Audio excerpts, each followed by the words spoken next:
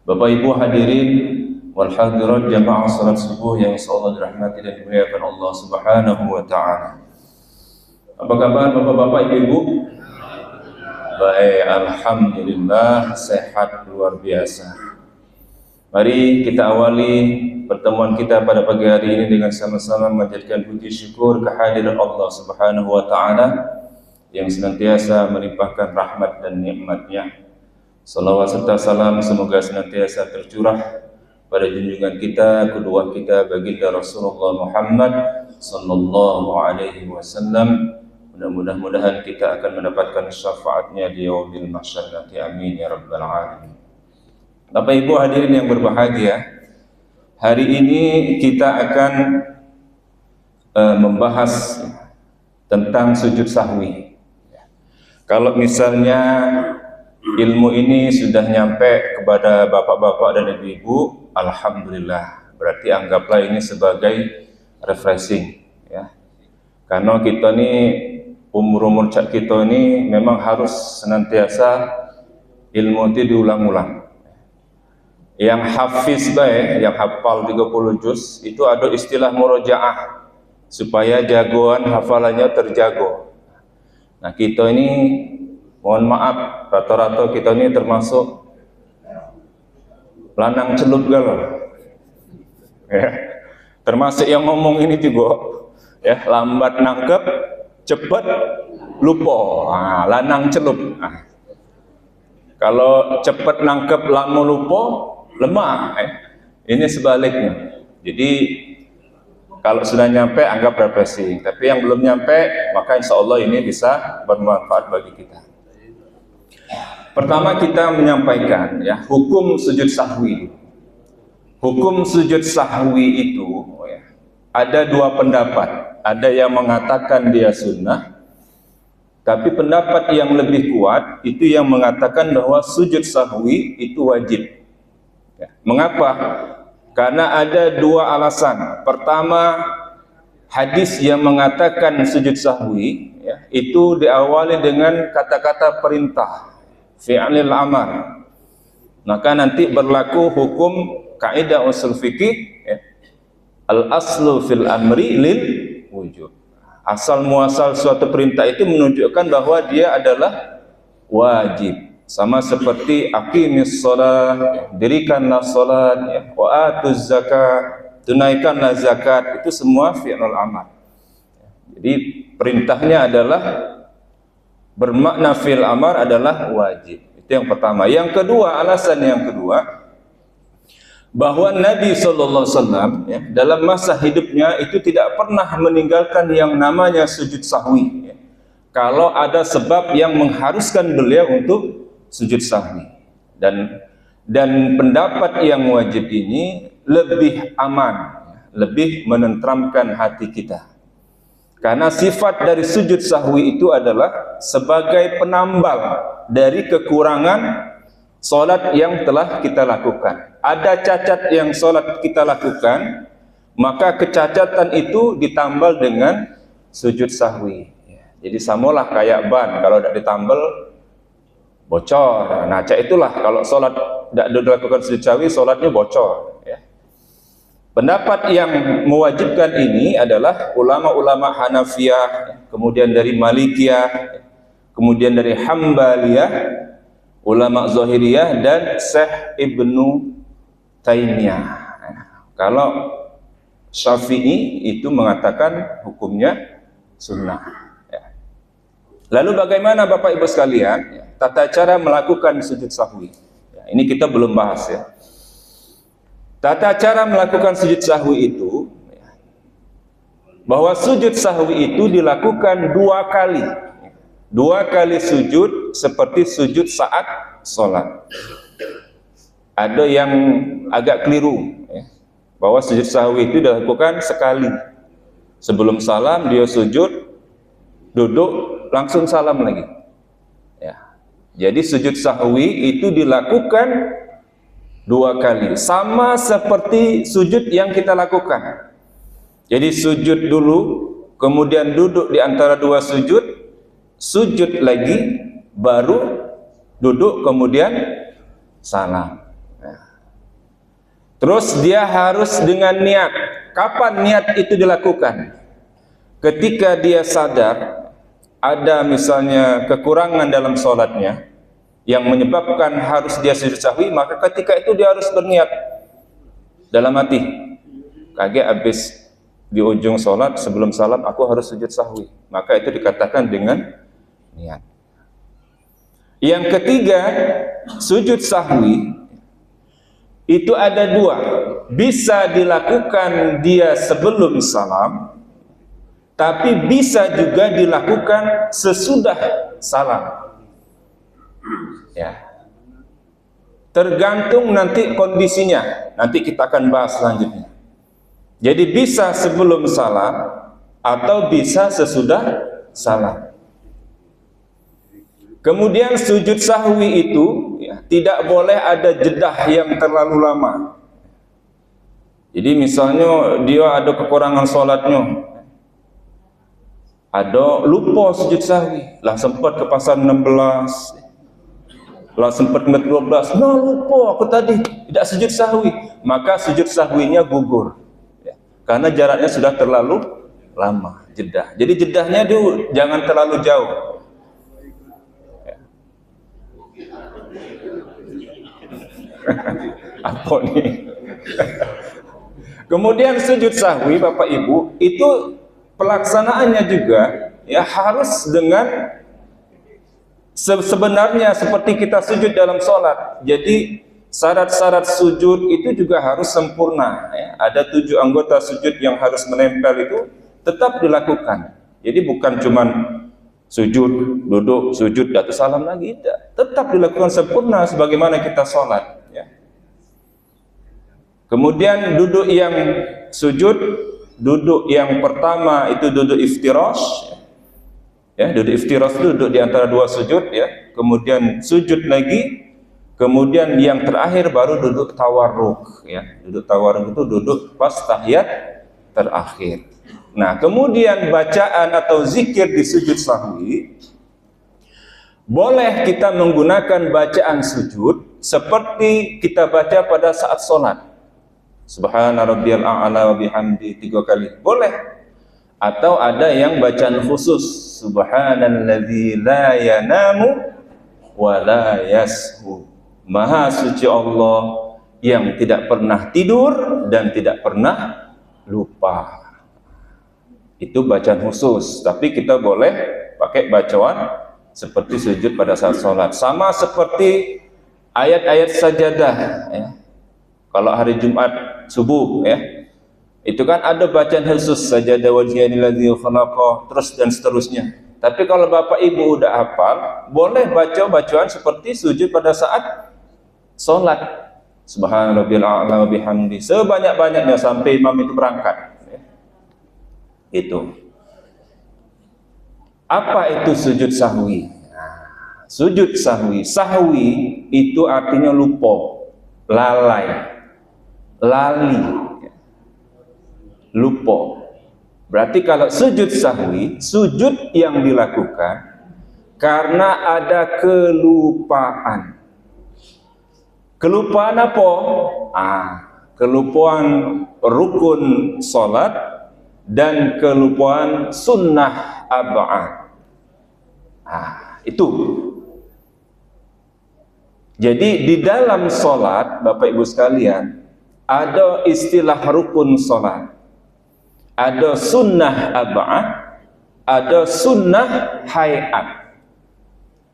Nah, yang harus dilakukan sujud sahwi ketika kita ketinggalan rukun sholat, ketika kita kelupaan sunnah ab'ad, maka kita harus melakukan sujud sahwi.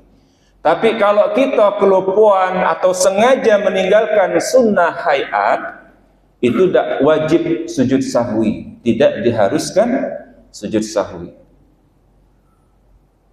Rukun sholat itu adalah sesuatu yang tidak boleh ditinggalkan ya. Dalam kaidah agama kita, apapun itu, haji, puasa, kemudian umroh, kalau yang dinamakan rukun itu adalah sesuatu yang tidak boleh ditinggalkan. Kalau salah satu ditinggalkan, maka dia tidak sah. Rukun apa Pak? Rukun umroh, rukun haji, ya. Rukun jual beli, ya. Dalam muamalah, termasuk juga rukun sholat. Jadi yang menjadi objek sujud sahwi itu adalah manakala ada ketinggalan rukun sholat dan sunnah ab'ad. Nah, ayo kita bahas. Kita bahas apa saja rukun sholat itu. Rukun sholat itu Bapak Ibu sekalian, kalau tumakninah itu dimasukkan dalam rukun sholat, maka dia ada 17. Ya, ada 17 macam. Tapi kalau tumakninah itu ditiadakan, maka dia menjadi 13. Ya, rukun sholat itu. Pertama, niat. Ya. Innamal a'malu binniyat. Yang kedua, berdiri bagi yang mampu, ya. Jadi asal muasal salat itu harus berdiri. Tapi nanti ada rukhsah. Kalau tidak mampu berdiri, boleh dilakukan dengan duduk. Tidak boleh, tidak bisa dilakukan dengan duduk dengan berbaring. Tidak bisa dilakukan berbaring dengan isyarat. Tak pacak lagi dengan isyarat inna lillahi wa inna ilaihi raji'un. Ya, tak pacak lagi isyarat, ya. Matanya tak pacak bergerak lagi. Ya. Yang ketiga, takbiratul ihram. Takbiratul ihram itu rukun salat, ya.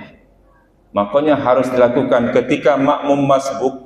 Ya, dia ketinggalan imam, pas imam lagi ruku atau pas imam lagi sujud, maka makmum masbuk itu tetap harus takbiratul ihram dulu.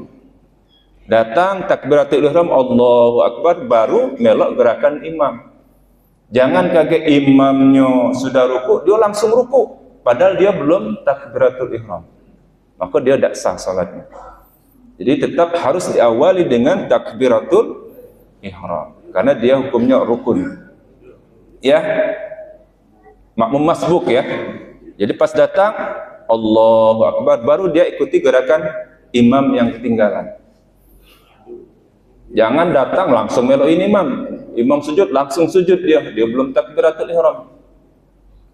Kemudian membaca surah Al-Fatihah. Al-Fatihah itu hukumnya rukun, ya. Jadi kalau ketinggalan harus sujud sahwi. Ya, Al-Fatihah. Di mana letak doa iftitah? Doa iftitah itu masuk ke dalam sunnah hay'ah. Jadi saya bilang, ya, salat itu ada 3, ada rukun, ada sunnah ab'ad, ada sunnah hay'ah. Doa iftitah itu masuk dalam sunnah hay'at. Berarti tidak harus, kalau kita kelupaan atau sengaja kita tinggalkan, itu tidak harus kita wajib sujud sahwi. Ya, makanya kalau kita ketemu dengan imam taraweh misalnya, begitu Allahu Akbar, dia langsung baca Al-Fatihah.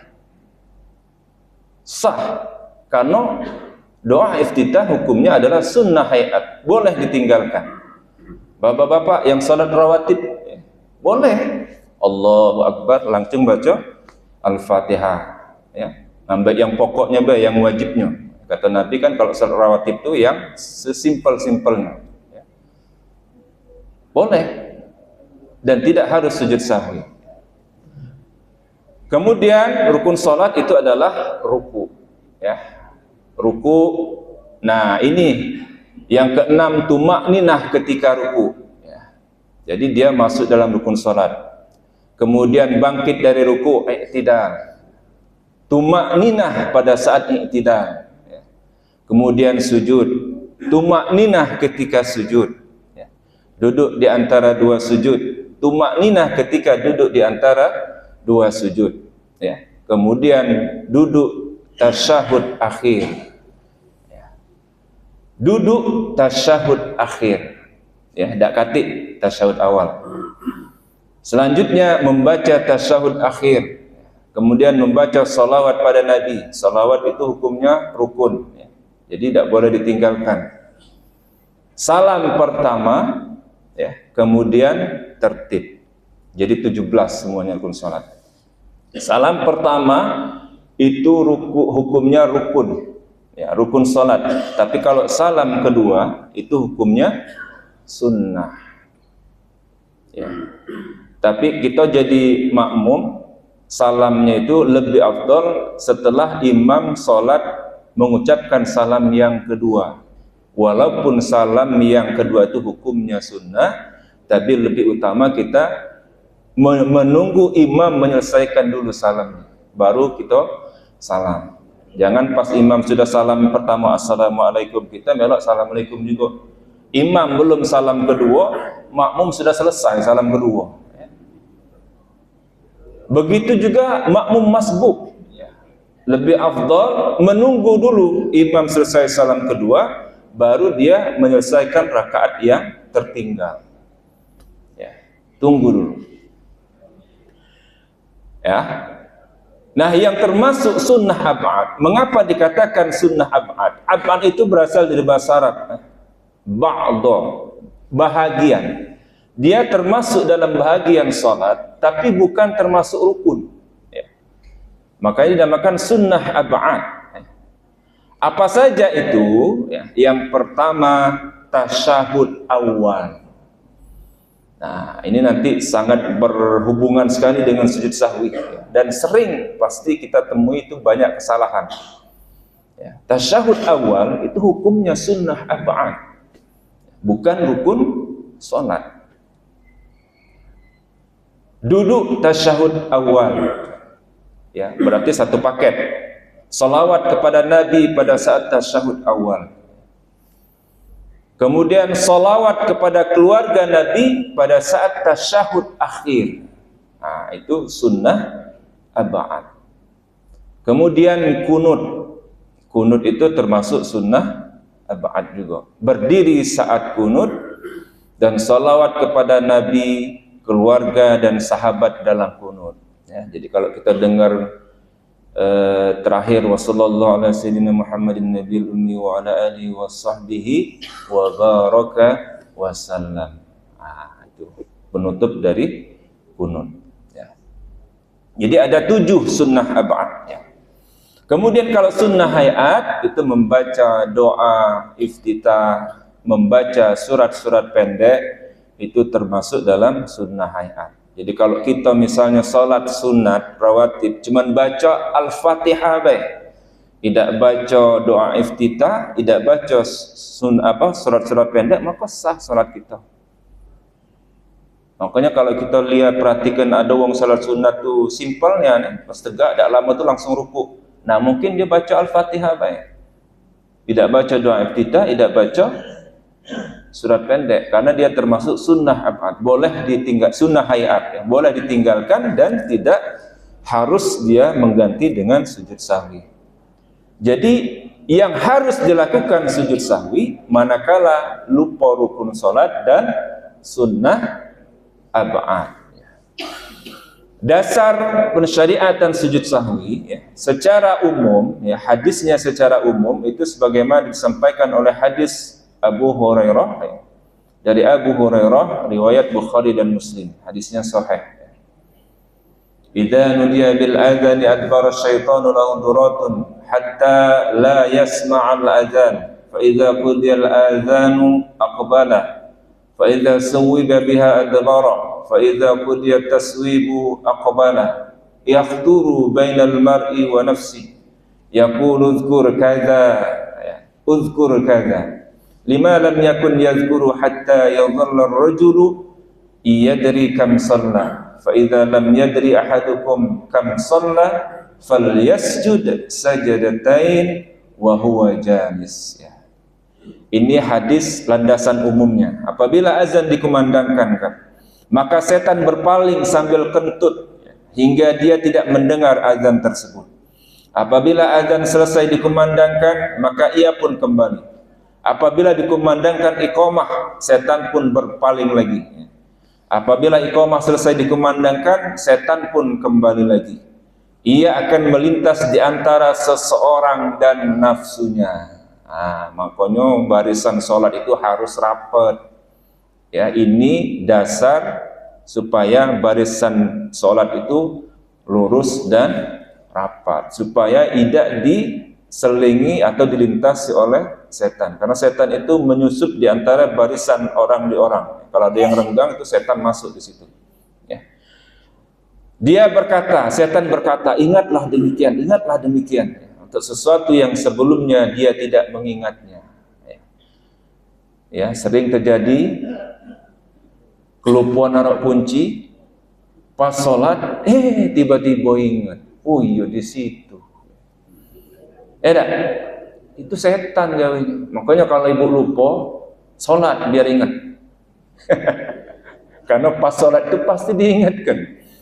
Seringnya itu Pak. Ya, di mana lah? Tiba-tiba pas sholat ingat. Ya.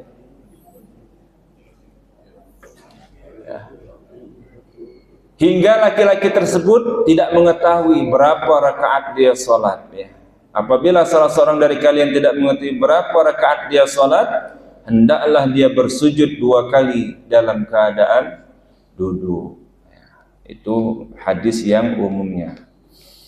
Lalu sebab-sebab apa yang harus yang menjadi penyebab sehingga dilakukannya sujud sahwi? Jadi ada 3 penyebab yang harus dilakukan sujud sahwi. Pertama, karena adanya kekurangan rukun atau sunnah ab'ad. Yang kedua, karena adanya penambahan rukun atau rakaat salat.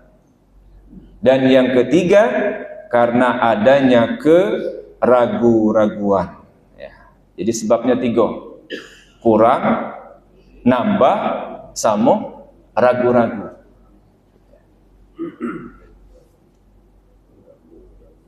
Ketiga ini, Bapak Ibu sekalian, itu pernah terjadi pada diri Rasulullah SAW.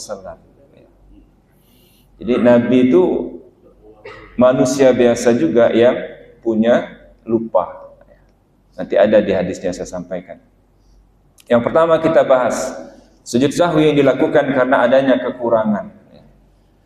Meninggalkan rukun salat seperti lupa ruku dan sujud. Maka ketentuannya adalah sebagai berikut. Yang pertama, jika meninggalkan rukun salat dalam keadaan lupa, kemudian ia mengingatnya sebelum memulai membaca Al-Fatihah pada rakaat berikutnya, maka hendaklah ia mengulangi rukun yang ia tinggalkan tadi, dilanjutkan melakukan rukun yang setelahnya, kemudian hendaklah ia melakukan sujud sahwi di akhir salat sebelum salam. Lupa ruku dan sujud. Misalnya dari tegak langsung sujud, lupa ruku. Nah, kalau dia ingat, maka dia berdiri lagi, langsung ruku lagi, ruku. Setelah ruku, lanjutkan rukun selanjutnya. Tapi sebelum salam, dia harus sujud sahwi. Atau dia sujudnya cuma sekali, sujud, duduk di antara 2 sujud, sudah tuh tegak. Tapi pas tegak itu dia belum sempat baca Al-Fatihah. Dia ingat, aku belum sujud kedua. Maka dia sujud yang kedua. Dari tegak itu langsung sujud lagi. Tapi pas akhir sujud sahwi. Kaidah yang kedua, jika meninggalkan rukun salat dalam keadaan lupa, kemudian ia mengingatnya setelah memulai membaca Al-Fatihah pada rakaat berikutnya. Berarti kuncinya di Al-Fatihah atau rukun selanjutnya. Kalau dia belum sempat baca Al-Fatihah, dia ingat, maka dia kembali melakukan rukun yang tertinggal tadi. Tapi setelah dia ingat, setelah baca Al-Fatihah, berarti dia masuk rukun salat yang ke selanjutnya pada rakaat selanjutnya. Maka rakaat sebelumnya yang terdapat kekurangan rukun tadi jadi batal. Ketika itu ia membatalkan rakaat yang terdapat kekurangan hukumnya tadi, dan ia kembali menyempurnakan salatnya. Jadi dianggap dia belum melakukan 1 rakaat. Ya. Berarti kalau sholatnya 3, dia jadi 4. Ya. Seolah-olah ya, karena dia membatalkan yang pertama tadi. Kemudian hendaknya ia melakukan sujud sahwi di akhir sholat sebelum salam. Ya. Kaidah yang ketiga, jika lupa melakukan 1 rakaat atau lebih, ya, misalnya baru melakukan 2 rakaat sholat zuhur, namun sudah salam ketika itu, maka hendaklah ia tambah kekurangan rakaat ketika ia ingat. Kemudian hendaklah ia melakukan sujud sahwi sesudah salam. Nah, jadi sujud sahwinya dilakukan sesudah salam. Misal, tidak usah misal lah, ini ada misalnya langsung dari Rasulullah ya. Hadisnya dari Abu Hurairah ya. Ia berkata, saya bacakan artinya saja Pak ya, karena panjang ini. Sallallahu bina Rasulullah SAW dan seterusnya. Rasulullah SAW mengimami kami solat pada salah satu dari 2 solat petang, mungkin solat zuhur atau asar. Namun pada rakaat kedua beliau sudah mengucapkan salam. Kemudian beliau pergi ke sebatang pohon kurma di arah kiblat masjid, lalu beliau bersandar ke pohon tersebut dalam keadaan marah. Di antara jamaah terdapat Abu Bakar dan Umar, namun keduanya takut berbicara. Orang-orang yang suka cepat-cepat telah keluar sambil berujar, oh salat telah dikosor, dipendekkan. Maka sekonyong-konyong ada sahabat Nabi yang namanya Zul Yadaini berdiri seraya berkata, wahai Rasulullah, apakah salat sudah dipendekkan? Ataukah anda lupa? Nah, Nabi SAW menengok ke kanan ke kiri. Jadi Nabi tidak ngerasa kalau dia itu salatnya cuma 2 rakaat. Lalu bersabda, betulkah apa yang dikatakan oleh Zul Yadain tadi? Nanya sama sahabatnya, benar tak omongan si Zul ini? Sahabat yang lain menjawab, betul wahai Rasulullah, engkau salat hanya 2 rakaat. Lalu beliau salat 2 rakaat lagi, lalu memberi salam. Sesudah itu beliau bertakbir lalu bersujud, kemudian bertakbir lagi lalu beliau bangkit, kemudian bertakbir kembali lalu beliau sujud kedua kalinya. Setelah itu beliau takbir lalu beliau bangkit.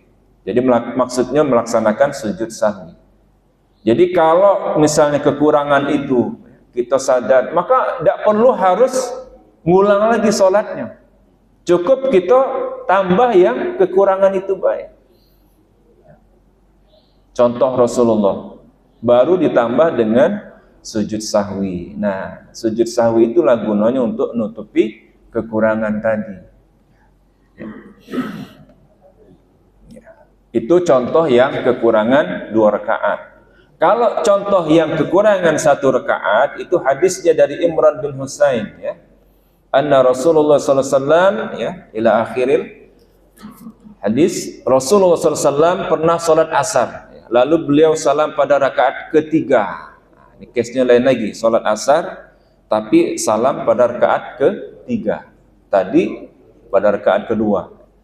Setelah itu beliau memasuki rumahnya. Lalu seorang laki-laki yang bernama Al-Khirbab ya, yang tangannya panjang menghadap Nabi sallallahu alaihi wasallam seraya bertanya, wahai Rasulullah.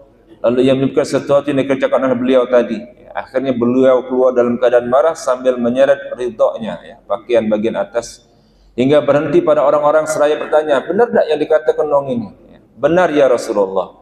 Kemudian beliau pun salat 1 rakaat, menambah yang kurang tadi ya. Lalu beliau salam, setelah itu beliau melakukan sujud sahwi dengan 2 kali sujud, kemudian beliau salam lagi. Hadis riwayat Muslim nomor 574. Jadi kalau ketinggalan salat, nak 2 rakaat, nak 1 rakaat, tak harus kita ngulang lagi salat itu. Cukup tambahi kekurangannya, kemudian ditambah dengan sujud sahwi. Meninggalkan sunnah ab'ad seperti tasyahud akhir, tasyahud awal, dan ini penting Bapak sekalian ya, karena ini banyak salah di antara kita. Ya, saya sampaikan langsung hadisnya. Idza qama ahadukum minar rak'atain falam yastatimma qa'iman falyajlis, fa idza istatamma qa'iman fala yajlis wa yasjud sajdatas sahwi. Jika salah seorang dari kalian berdiri dari rakaat kedua, lupa tasyahud awal dan belum tegak berdirinya, maka hendaknya ia duduk kembali.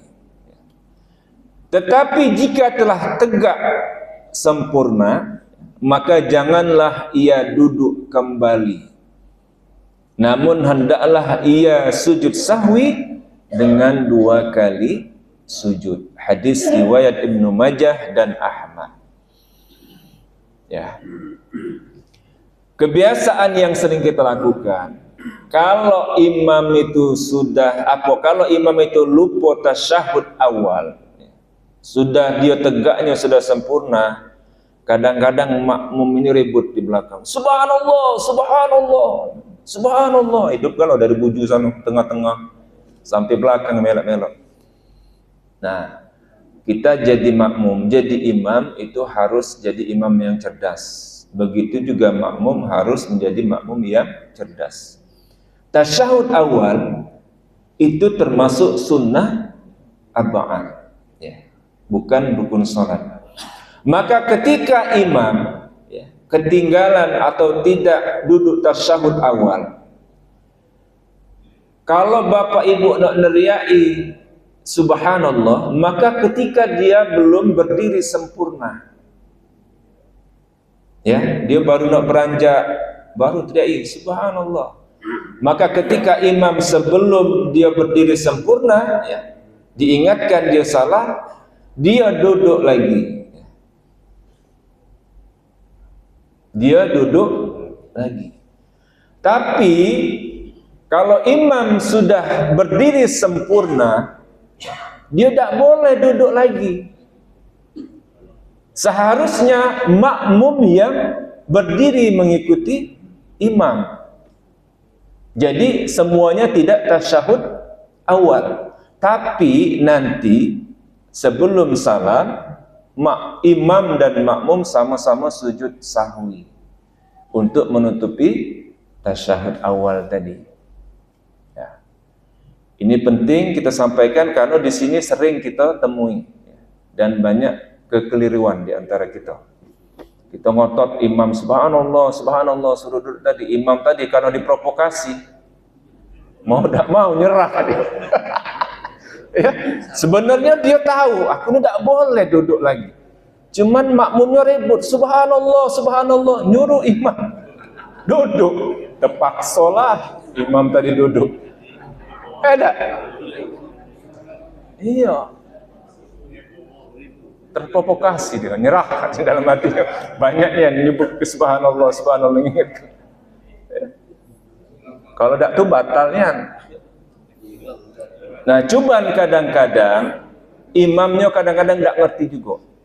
Dia harusnya saat itu melakukan sujud sahwi, tapi dia tidak melakukan sujud sahwi. Ya. Jadi kesimpulannya cak mana salatnya, Ustaz? Ya, kalau berdasarkan hadis ini batal sebenarnya. Ya, karena imamnya sudah tegak sempurna. Jadi dia boleh balik lagi kalau dia belum tegak sempurna, baru nak beranjak gitu, dia ingat, duduk lagi tasyahud awal. Boleh. Ya, oke. Itu contoh yang kekurangan. Contoh yang penambahan, ya. Jika seseorang lupa sehingga menambah 1 rakaat atau lebih, lalu ia mengingat di tengah-tengah tambah rakaat tadi, hendaklah ia langsung duduk lalu tasyahud akhir, kemudian salam. Kemudian setelah itu ia melakukan sujud sahwi sesudah salam. Jadi sujud sahwinya sesudah salam. Ya. Jadi kelebihan, ya, kelebihan rakaat tetap sujud sahwi. Ya. Kapan sujudnya? Sesudah salam.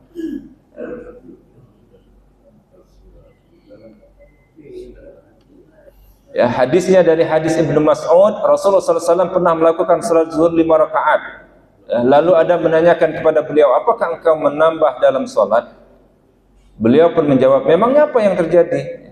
Orang tadi berkata, engkau salat 5 rakaat. Setelah itu Nabi SAW sujud 2 kali setelah ia salam tadi. Ini konteksnya salatnya sudah selesai. Ya. Diingat ke, Pak, bapak tu salatnya 5 rakaat. Ya, astagfirullah. Maka ketika itu dia melakukan sujud sahwi. Sujud sahwi baik, karena salatnya lebih kan. Hadis yang kedua dari Abdullah bin Mas'ud ya, Rasulullah SAW pernah salat bersama kami 5 rakaat. Kami pun mengatakan, wahai Rasulullah, apakah engkau menambah dalam salat? Lalu beliau mengatakan, memangnya ada apa? Para sahabat menjawab, engkau telah mengerjakan salat 5 rakaat. Lantas beliau bersabda, nah ini hadisnya ya, sesungguhnya aku hanyalah manusia sama seperti kalian. Aku bisa memiliki ingatan yang baik sebagaimana kalian. Begitu pula aku bisa lupa sebagaimana kalian pun demikian. Setelah itu beliau melakukan 2 kali sujud sahwi. Tapi tidak semua tambahan itu, gerakan tambahan, Bapak Ibu sekalian, harus sujud sahwi. Ada gerakan-gerakan tambahan yang dia tidak mengharuskan sujud sahwi. Ya. Seperti ya, menghalang orang supaya jangan lewat di tempat kita. Itu kan gerakan tambahan. Nah, gerakan tambahan seperti itu tidak harus sujud sahwi. Ya. Apa terus gendong anak ya, pada saat sholat. Ya, itu pernah di zaman Rasulullah ya. Nabi SAW menggendong Umamah putri Abul As ya, dan Zainab binti Muhammad saat sholat. Ya. Tapi itu gerakannya hukumnya mubah ya. Atau yang makruh, menoleh tanpa hajat. Jadi kalau kita sholat menoleh itu makruh. Jadi kalau sholat itu tetap wajahnya, pandangannya dihadapkan di tempat sujud. Ada orang sholat kan cek ini. Ada tak? Banyak. Ya, melirik, pucuk. Ada. Nah, itu makruh. Ya. Walaupun tidak mengharuskan dia sujud sahwi. Yang ketiga, sujud sahwi karena adanya keraguan-raguan. Kaidahnya adalah jika ia ragu-ragu, semisal ragu telah salat 3 atau 4 rakaat, kemudian ia mengingat dan bisa menguatkan di antara keraguan tadi, maka ia pilih yang ia anggap yakin. Ya. Kemudian ia nantinya akan melakukan sujud sahwi sesudah salam. Yang kedua, jika ia ragu-ragu, semisal ragu telah salat 3 atau 4 rakaat dan saat itu tidak bisa menguatkan di antara keraguan tadi, maka ia pilih yang ia yakini, yaitu yang paling sedikit. Ya, kemudian ia nantinya akan melakukan sujud sahwi sebelum salam. Ya, kalau ragu-ragu kita ini salat 3 atau 4, maka yakinkan kita salatnya baru 3. Berarti kita nambah 1 rakaat. Hadisnya dari ya, Abdurrahman bin Auf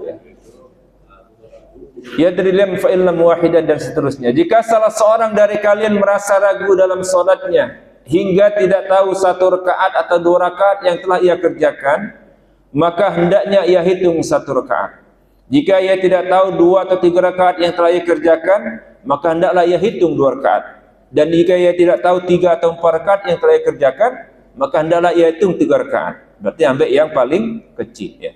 Setelah itu sujud 2 kali sebelum salam. Hadis riwayat Tirmizi dan Ibnu Majah. Nah, satu lagi hadisnya, karena keraguan-raguannya sering juga kita temui ya. Apabila salah seorang dari kalian ragu dalam salatnya dan tidak mengetahui berapa rakaat dia salat, 3 atau 4 rakaat, maka buanglah keraguan tersebut dan ambillah yang yakin ya. Kemudian sujudlah 2 kali sebelum salam. Jika ternyata dia salat 5 rakaat, maka sujudnya telah menggenapkan salatnya. Lalu jika ternyata salatnya memang 4 rakaat, maka sujudnya itu adalah sebagai penghinaan bagi syaitan. Ini berhubungan dengan yang hadis yang pertama saya sampaikan, dasar jadi dari sujud sahwi tadi ya. Hadis riwayat Muslim nomor 571 ya. Jadi itulah sebab-sebab dilakukannya sujud sahwi ya. Habis bahasan kita ya. Mudah-mudahan dengan kajian ini kita lebih paham secara detail ya mengenai sujud sahwi ya. Tidak usah dipraktek kira-kira ya. Pasti sudah paham galau ya. Tidak usah dipraktek ya.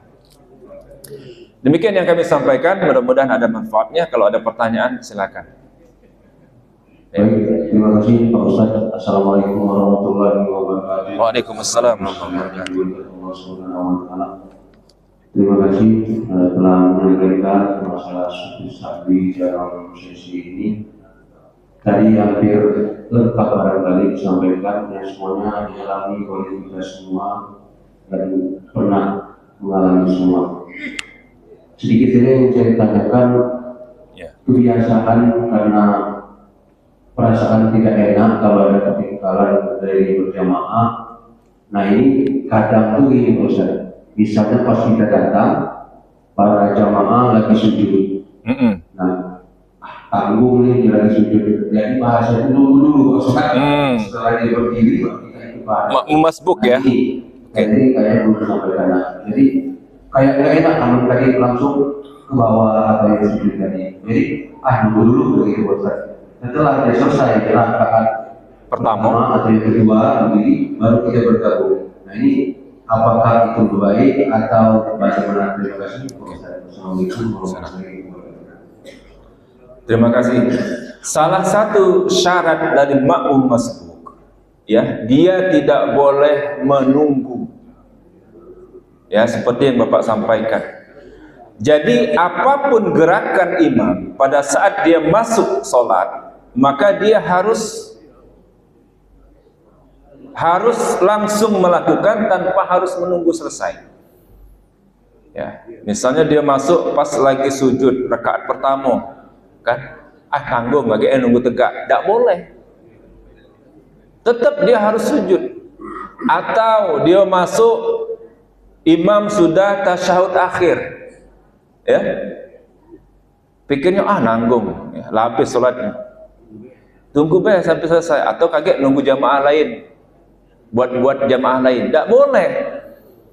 Jadi salah satu syarat makmum masbuk itu ketika dia masuk ke masjid melihat imam, apapun kondisi imam pada saat dia masuk, dia harus langsung tanpa harus menunggu.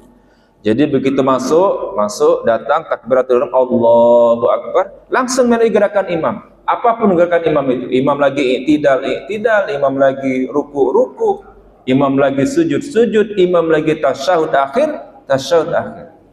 Ya. Jadi kalau makmum masbuk masuk mengikuti imam, ketika imam itu sudah tasyahud akhir, maka dia tetap dapat pahala jamaah walaupun rakaatnya tidak masuk. Justru kalau dia tidak melakukan itu, dia tidak dapat keutamaan mengikuti jamaah pertama tadi, keafdalan mengikuti jamaah pertama. Itu salah satu syarat juga dari makmum masbuk. Jadi apapun dia harus masuk. Dan saya sekalian sampaikan Bapak sekalian, yang dihitung masuk satu rakaat, ya, makmum masbuk itu ketika dia bisa mengikuti imam pada saat ruku, maka dia dihitung satu rakaat. Ya. Tapi kalau setelah ruku itu tidak dihitung. Misal dia masuk pada saat imam sudah rakaat kedua, ya, rakaat kedua. Misalnya salat maghrib rakaat kedua, dia masuk masih bisa mengikuti. Pas dia masuk imam lagi ruku, nah dia bisa ikuti imam ruku, maka dia dihitung dapat satu rakaat. Berarti dia tinggal menyelesaikan satu rakaat lagi, ya. Nah ini juga kesalahan, ya, sering kita temui. Dia masuk rakaat ketiga sholat maghrib, itu kan dia ikut tahiyat, ya, ikut imam tahiyat kan. Ada yang dia pas rakaat keduanya ketika menyelesaikan dia tidak duduk tasawuf awal. Ada juga yang cek itu, karena dipikirnya dia sudah tasawuf tadi. Itu beda. Jadi kalau kita masuk pas sholat maghrib, imam sudah baca tasyahud akhir, kita masuk, ya, kita masuk satu rakaat, maka rakaat kedua pas sholat maghrib kita tetap duduk tasyahud awal lagi. Iya, yang kita melo imam itu beda. Yang kita sempurnakan tetap duduk tasyahud awal. Terus yang ketiga maghrib duduk tasyahud akhir. Berarti sholat kita kan rakaat pertama, rakaat kedua, rakaat ketiga tasyahud galo kan. Kalau makmum masbuk tidak apa-apa, memang harusnya itu. Justru kalau kita rakaat kedua tidak tasyahud awal karena kita pikir sudah tasyahud tadi melo imam masbuk, maka itu sholatnya malah salah, ya. Jadi itu juga syarat Pak, makmum masbuk. Tidak boleh dia menunda-nunda. Silakan yang lain. Ada yang satu lagi. Iya. Singkat. Terima kasih Pak Ustaz. Yang terkait dengan cerita ada yang sebelum salam, ada yang setelah salam. Ini pengalaman pribadi saya. Jadi kalau ingat setelah sholat, itu kan setelah salam. Jadi persoalan ini, kalau setelah sepatu, baru ingat ada waktu lupa dari sholat kami. Aku udah buka lagi sepatu dari kami. Itu yang pertama. Yang kedua, ini lupunya. Kabarnya lupa, dan ada yang lupa. Sudah tahu lah. Aku pesan. Jadi dua ini berbeda. Ini pengalaman pribadi. Oke. Nah, buka sepatu tadi cak tanggungnya mungkin ya. Maka boleh Pak, dalam keadaan bersepatu Bapak sujud sahwi pada saat itu. Ya. Jadi hadapkan wajah Bapak ke kiblat, Bapak langsung sujud sahwi. Di situlah ada apa-apa. Misalnya pas sudah di sini, Bapak ingatnya di sana pas sudah pakai sepatu, tidak perlu nak masuk masjid sini dulu. Ya, tetap di situ baik Bapak lakukan sujud sahwi. Ya, Cak Nabi tadi kan dia sujudnya di dekat batang itulah, pas dia diingatkan langsung sujud sahwi. Seperti itu. Di rumah Cak itu juga, sampai rumah. Nah, kalau dari masjid ke rumah jedahnya tidak perlu lama Pak ya. Bukan Cak yang pasal 16 tadi kan. Boleh lakukan sujud sahwi di rumah. Tidak apa-apa, asal jedahnya jangan terlalu lama. Boleh Pak, tidak apa-apa. Kan kita ada mengenal salat khauf. Ya. Salat khauf itu kan salat dalam keadaan takut. Ya. Pada saat itu bukan cuma pakai sepatu baik sahabat itu. Ya, senjata lagi dipegang. Jadi boleh kalau kita salat pakai sepatu. Ya. Iya.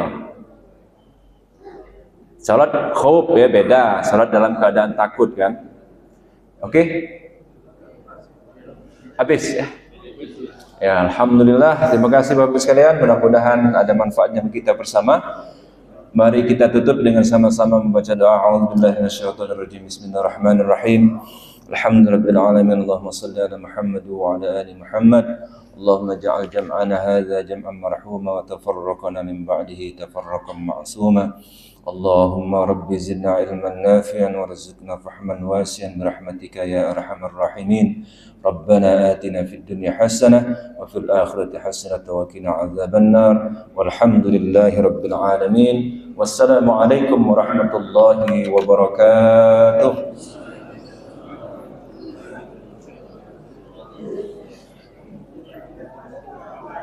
Ya. Jak, foto dulu Jak, tahu enggak?